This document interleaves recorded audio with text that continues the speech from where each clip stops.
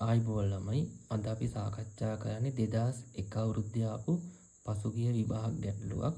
අපිට කියනවා ඉලෙක්ට්‍රෝන වෝල්ට් කියලා කියන්නේ මොනවයින ඒකකයක්ද කියලා තමයි අහන්නේ. ඉලෙක්ට්‍රෝන වෝල්ට් එක කියන්නේ මොකක්ද කියලා අහන උත්තර පහක් අපිට දීලා තියෙනවා.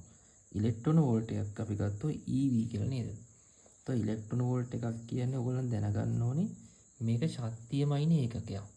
ඉතා ගුඩා ශක්තියක් වයින ඒකකයට තමයි කියන්නේ ඉලෙක්ට්‍රෝන වෝල්ට් කියලා. මේකේ අර්ථයක් කීමක් තියෙනවා. ඉලෙක්ට්‍රෝනයක් වෝල්ට් එකක් යටතේ ත්වරණය වෙනකොට ගබඩා වන ශක්තිය. ඒතර සූත්‍රයක් එහෙමත් තියෙනවා W සමානයි Q/V කියලා නේද?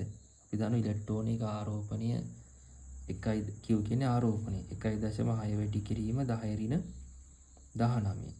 වෝල්ට් එකක් යටතේ ත්වරණය වෙන්න ඕනේ නම් මෙතන වෝල්ට් 1යි දෙන්න ඕනේ.